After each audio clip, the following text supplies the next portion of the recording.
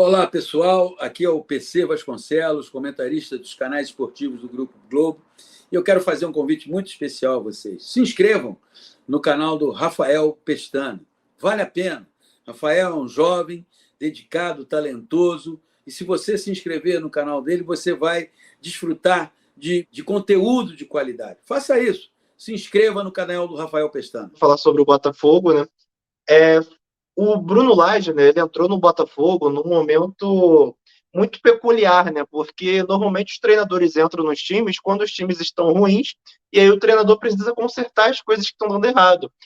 O Bruno Lage não, o Bruno Lage entrou num contexto onde tudo estava dando certo. E aí ele tinha pressão de fazer as coisas continuarem dando certo. Então qualquer e ele é um treinador que tem o seu estilo de jogo, assim como todos os treinadores, cada um vai ter o seu, ele tem o seu estilo de jogo que tem algumas diferenças daquilo que o Botafogo vinha apresentando.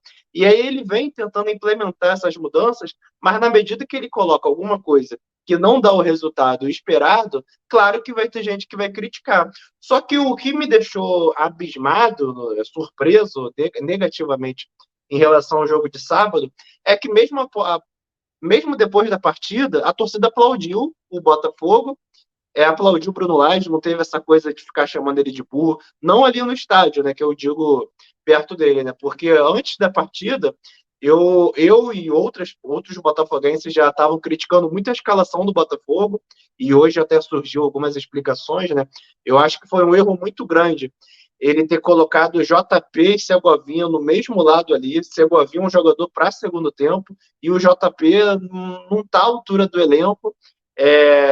Eu fiquei indignado naquele momento quando eu vi a escalação, mas hoje surgiu a explicação que o de Plácido parece que se sentiu mal, que passou mal na hora do aquecimento.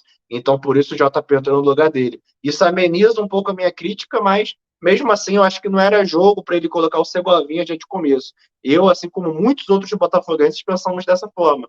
Só que lá dentro do estádio, a torcida, ao invés de exclamar essas críticas, a torcida preferiu apoiar, o que eu acho até correto, apoiar o time e tal. E depois do jogo não teve uma pressão em cima dele da torcida, mas ele vem sentindo essa pressão do ambiente,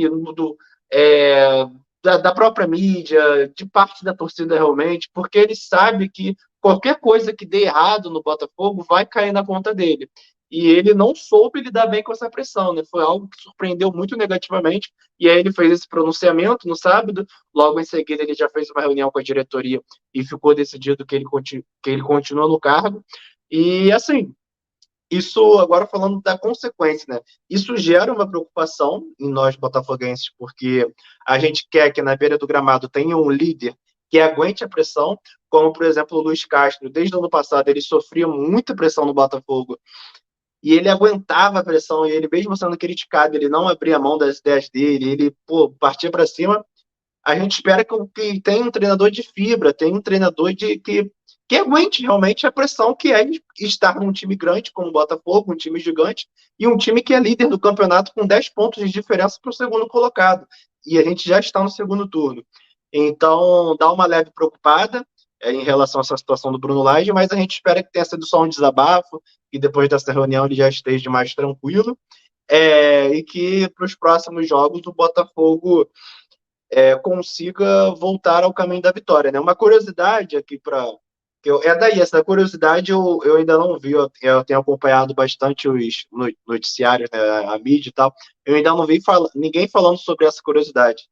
O Botafogo no Brasileirão, em nenhum momento ficou 2 partidas seguidas sem vencer. Sempre que o Botafogo tinha um tropeço, no jogo seguinte o Botafogo já ganhava.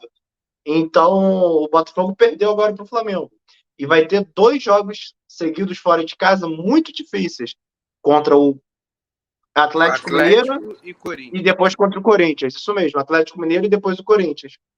Vamos ver como vai ser a sequência do Botafogo. Para mim, esses dois próximos jogos que vão vir vão ser os mais importantes do campeonato, na minha opinião, porque eles podem definir muita coisa, porque vai ser uma sequência muito difícil para o Botafogo, e em contrapartida o Palmeiras vai ter uma caminhada um pouco mais leve, aonde o Palmeiras tende a conseguir pontuar. Vai jogar com o Goiás no Allianz Parque, vitória praticamente certa do Palmeiras, com todo respeito ao Goiás, E depois acho que o Palmeiras sai para pegar o Grêmio ou o Bragantino, mas assim, Palmeiras, pela sua constância, tem todas as condições de também pontuar, especialmente nesse primeiro jogo contra o Goiás.